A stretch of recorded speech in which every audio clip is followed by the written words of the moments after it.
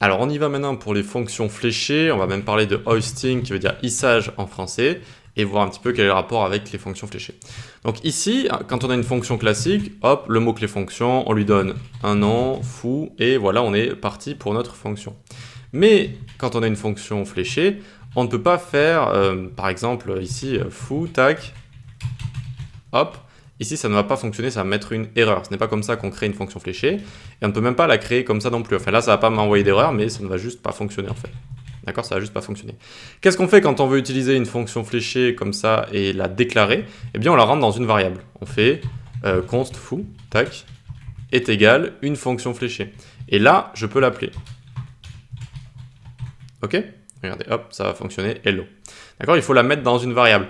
Les autres fois où on peut utiliser une fonction fléchée sans lui donner de nom, ça va être par exemple quand on a un add-event-listener, par exemple, on peut faire ici document.body.add-event-listener. Alors, add-event-listener, tac. Et ici, voilà, on dit que lorsqu'on clique dessus, eh bien, hop, on peut passer ce qu'on appelle ici une fonction anonyme. C'est-à-dire qu'on ne va pas lui donner de nom, hein, elle est bien nommée. Et donc ici, si je clique sur le body, ça va me mettre clic comme ça, tac. Donc regardez, clic, clic, clic, clic, clic, ça fonctionne. Et donc quand on passe une fonction, enfin quand une méthode attend en argument une fonction, on peut utiliser ce qu'on appelle une fonction anonyme, c'est-à-dire une fonction dont on n'a pas besoin de donner de nom, et donc la fonction fléchée est très utile pour ça, c'est-à-dire on peut juste mettre une fonction fléchée ici, d'accord? Comme on aurait pu mettre également une fonction comme ça, mais anonyme.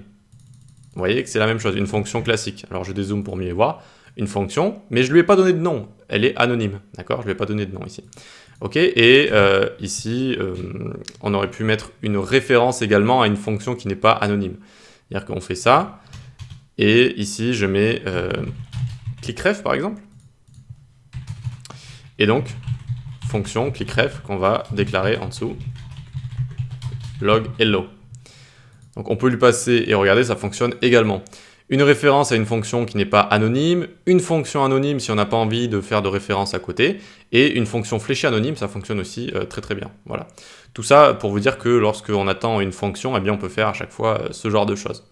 Ok, on va revenir sur notre fonction fléchée et sur les détails.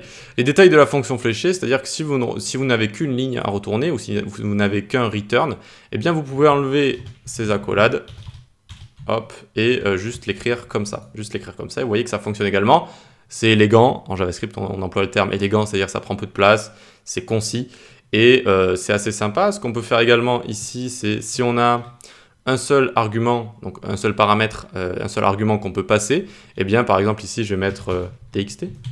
Voilà, donc le paramètre ici c'est txt, donc je lui passe en argument, donc je lui passe un argument pour remplir le paramètre, et donc je lui passe ici hello txt par exemple, tac, et ça va loguer ici txt, ok. Et donc on a bien hello txt, ça fonctionne, et tout ça pour vous dire que lorsqu'on a qu'un seul paramètre, on n'a pas besoin de mettre les parenthèses ici, pour faire un truc encore plus concis, pour faire un truc encore plus court si vous voulez. Par contre, dès qu'on en a deux, attention, ne faites pas ça. Là, vous allez avoir une erreur, regardez, hop, erreur, ok. Il faut là, à partir du moment où vous avez plus d'un paramètre, eh bien, mettre des parenthèses autour comme ça. Ok, donc maintenant on va voir le concept d'hosting. Donc hosting, ça va être le hissage, et c'est le fait que lorsqu'on va déclarer des fonctions, eh bien elles vont rentrer en mémoire dans JavaScript. Ça va être une des premières choses que notre JS va faire, c'est-à-dire prendre en mémoire toutes les fonctions qu'on a créées, et du coup on va pouvoir les utiliser de n'importe où. On va pouvoir les exécuter avant ou après nos fonctions. Regardez ici, si j'ai une fonction comme ça, fonction foo, ok, et je log ici hello foo, bien, je peux l'exécuter après, ça semble logique, vu que je l'ai déclaré avant. Ça, ok, pas de problème, mais je peux aussi l'exécuter avant comme ça. Vous voyez, avant la déclaration. Pourquoi? Parce que toutes les fonctions, on dit qu'elles sont hissées vers le haut, qu'elles sont remontées au début du code, mais en fait, elles vont être enregistrées dans la mémoire JavaScript, et ça va, du coup, on va pouvoir les utiliser n'importe où.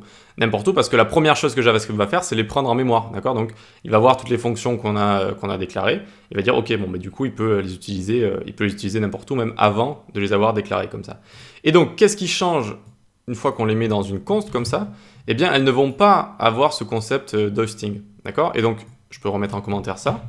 Je peux aussi mettre des fonctions classiques dans des je vais y arriver, dans des variables.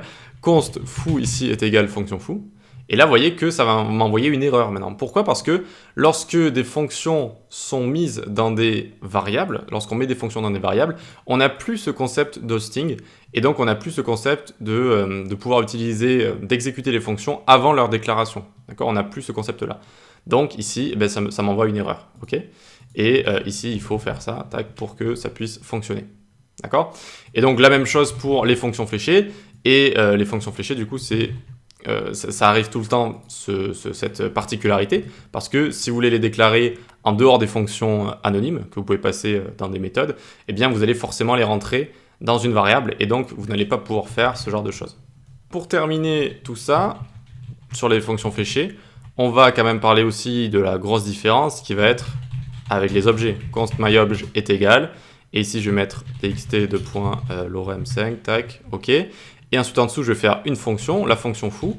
Alors, sachez qu'on peut l'écrire comme ça, par exemple. D'accord? Donc fonction foo, tac, j'ai pas mis de virgule, c'est pour ça qu'il met une erreur. On peut l'écrire comme ça, et si on log un hello world, ça va fonctionner, vu qu'on n'a pas besoin du contexte. Donc si je fais ici myobj.foo, ok, mais ici, dès que j'ai envie d'utiliser this.txt par exemple, eh bien ça ne va pas fonctionner, ça va me renvoyer undefined ici, undefined.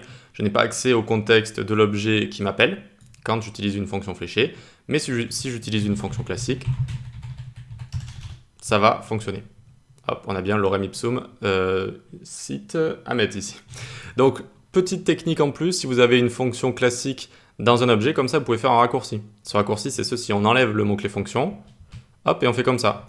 Et regardez, ça donne exactement la même chose. Donc, ça peut être plus concis, ça peut être plus rapide pour écrire vos fonctions classiques dans un objet. Attention, hein, classique. Tac, et voilà, donc fonction classique, on a accès à 10, on a accès au contexte ici, alors qu'on n'y a pas accès avec les fonctions fléchées. Les fonctions fléchées vont tout le temps faire référence à l'objet global, l'objet window, qu'on peut directement loguer ici.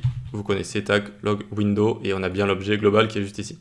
Donc voilà pour les différences entre les fonctions classiques et les fonctions fléchées.